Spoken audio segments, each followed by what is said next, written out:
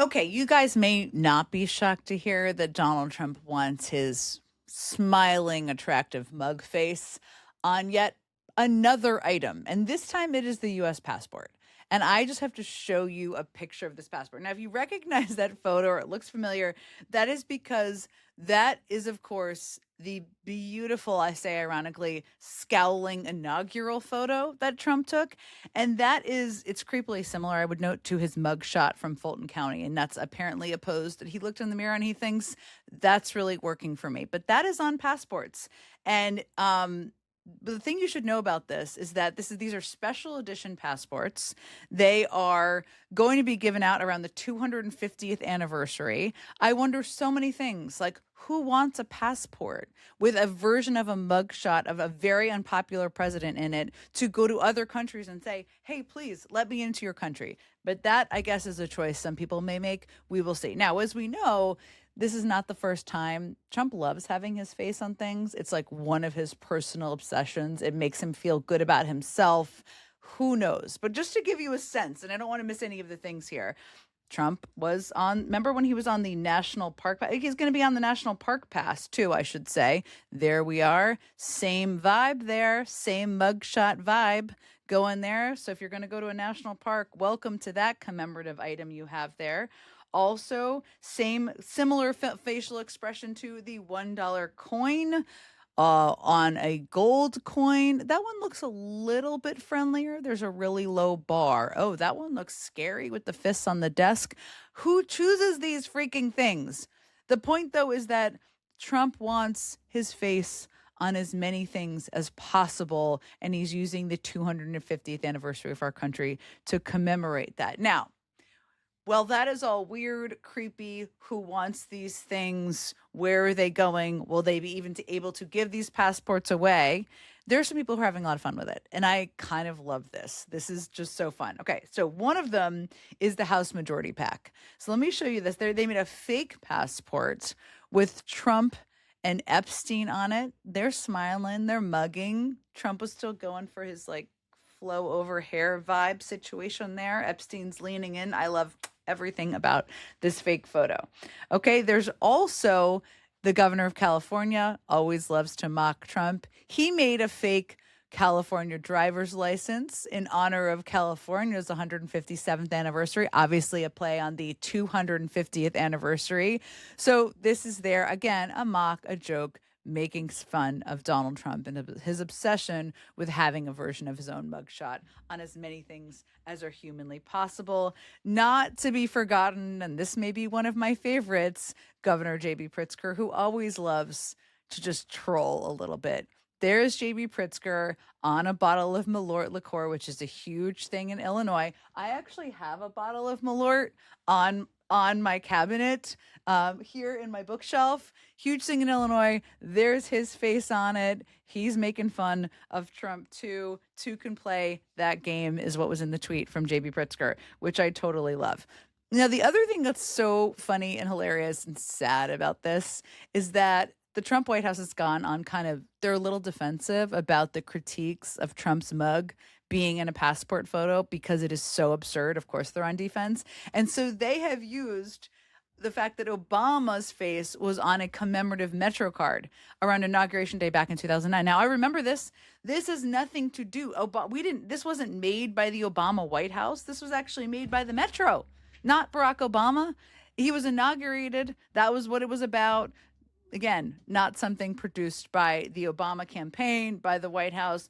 Totally different thing. Sorry that didn't work out for you. So for all of you out there, I seriously hope you're not in a position where the only option is the Trump passport, because you only renew passports like every 10 years or something. So that would be a huge, tremendous bummer. And I'm relieved I don't need to renew mine this year. Okay, speaking of people in the White House or in this administration who are just doing things that you're like, what in the hell? Because sometimes that's the only thing you can say. Well, Pete Hegseth always a candidate for this, always, when he's out speaking in public, every time he gives a press conference. And this week, he is testifying on Capitol Hill before the House and the Senate. The House on Wednesday, the Senate on Thursday. And in the House, he went with prepared remarks. That's what everybody starts off these testimonies with. And in those prepared remarks, he said this. The biggest challenge, the biggest adversary we face at this point are the reckless, feckless, and defeatist words of congressional Democrats and some Republicans 2 months in, I remind you, 2 months in to a conflict. Lest I remind you, and my generation understands how long we were in Iraq, how long we were in Afghanistan, how long we were in Vietnam. 2 months in on an existential fight for the safety of the American people, Iran cannot have a nuclear bomb. We are proud of this undertaking. There are so many things to unpack there. First of all, he wrote that down. That was a talking point he was prepared to give.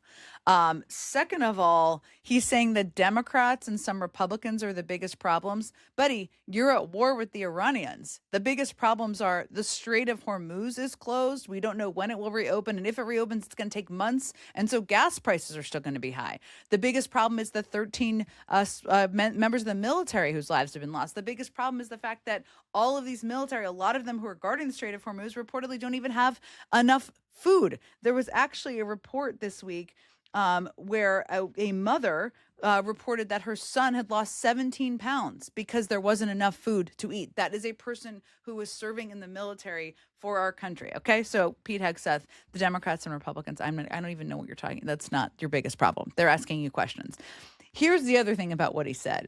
Now, Trump made this comparison a week or two ago, and I thought it was completely insane in the moment, but he says a lot of completely insane things. Pete Hegseth wrote this point down and said, you know what? This is such a good point. I'm going to keep making it, which is saying basically, hold on, everyone, be patient. The war in Iraq, Afghanistan, Vietnam, which Trump also referenced, those were really long. So we're only a few weeks into this. First of all, Vietnam, all of these wars, frankly, were massive disasters, quagmires, as many call them. Vietnam fit more than 58,000. I should know that number off the top of my head. 58,000 U.S. troops died in Vietnam, and the U.S. was involved in that directly for 8 years. Obviously, the conflict went on for much longer. Why are you making that comparison? If that is the talking point you are using, the problems may be even more serious than we are aware of. But the thing that I took away from this whole thing today is this is not, he is the most unqualified person to have ever had this job, never mind all of the different ways that should have disqualified him about his personal life choices before he was nominated for this job. But beyond that, he is not a policy guy. He couldn't answer basic policy questions about a war, which is a very serious issue. Okay, meanwhile, middle of the war, Secretary of Defense or War, whatever the guy wants to freaking call himself, is testifying this week. Very serious thing, 2 days, right? What is the White House focused on? Well, guess what? The White House is focusing in part on getting Jimmy Kimmel fired again. Now, if this sounds familiar, it should, because we went through this whole thing last fall where they tried to get him fired. And this time it is Melania Trump, the first lady. No clue why she thinks she has the power to call for this or anything really, calling for Jimmy Kimmel to get fired. And it's all over a joke that Jimmy Kimmel made before the White House Correspondents' Dinner. So just to remind you, I'm just going to play what he said. And of course, our First Lady Melania is here. Look at Melania, so beautiful. Mrs. Trump, you have a glow like an expectant widow.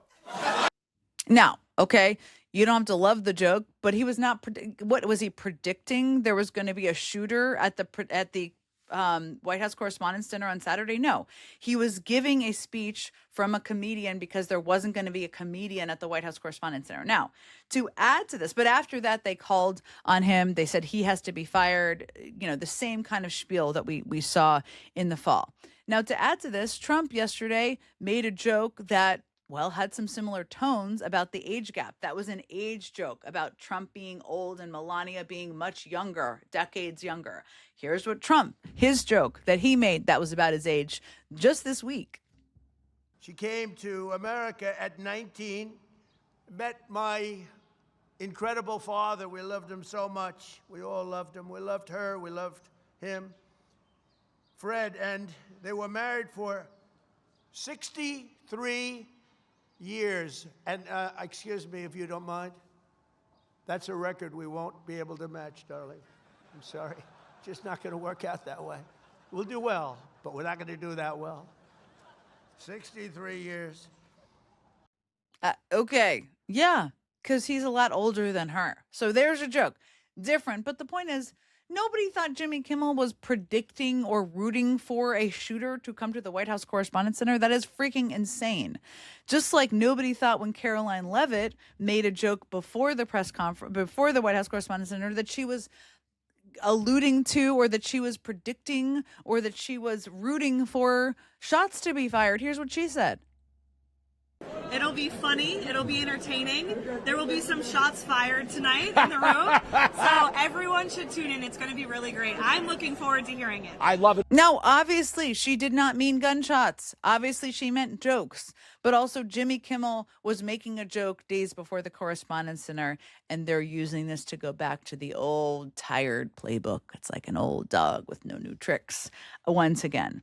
Now, this may not surprise you that while their focus seems to be, while we're in the middle of a war, on things like getting Jimmy Kimmel fired or trying to indict James Comey again, they like to go back to the same well over and over again. There is some poll numbers, and this is maybe what is driving Trump crazy and what is making him kind of go back to the same folders or the same playbooks. It's like they have files they give him when he's kind of acting frenetic, and they're like, good, go indict Comey or go yell at Jimmy Kimmel, and maybe that'll make you feel better. Well, listen to their poll numbers, because Word has released new polling this week, and their poll numbers are at the lowest approval rating yet. 34% approve and 64% disapprove. That is an enormous number. And since the beginning of March, just to give you a sense, that's down by 5 points, just since the beginning of March. So not even 2 months, down by 5 points. And that's even actually also right around the time when the war started. So that tells you also a lot about kind of the impact of the war. But the interesting thing about this that I have been thinking about a lot, and I know a lot of people have been thinking about, is who are these people, whether it's the 5% who supported him in March and now don't, or a greater percentage who supported Trump at the beginning of his term that now don't? Who are they? Well, here's a very interesting project, because this past week, somebody on X, Twitter, whatever the hell we're calling it these days, posted a billboard in Iowa that reads, "Having doubts, you're not alone," and plugs a website. You can see it right there, basically dedicated to helping Trump supporters, cultists, whatever they are, leave MAGA if they want to leave MAGA. And there are some really interesting stories. You can actually go to this website and you can see some of these, but I'm going to show you some of them. Interesting stories of people, including, this one is super fascinating. Okay, a woman by the name of Victoria. I'm going to play it for you. She was not aware. She didn't even know January 6th happened. And when she found out about it, she was done. Okay, so listen to what she has to say. I'd been assigned to watch a PBS documentary about January 6th. I remember them talking about the Proud Boys, and I was like, what are the Proud Boys? What is this?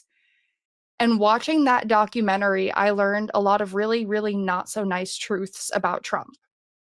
And that led me down this path of asking questions. Did this really happen? Could I have context on this? At the core of MAGA, I believe that people want to love America, not the America that is, but the idea of America, right? And I love the idea of America. So to think that people could go and assault the foundations of what this country is, they preach constitutionalism, but then disregard it when it does not suit them. And that was a big breaking point for me, were the contradictions. Once I saw them, there were so many contradictions.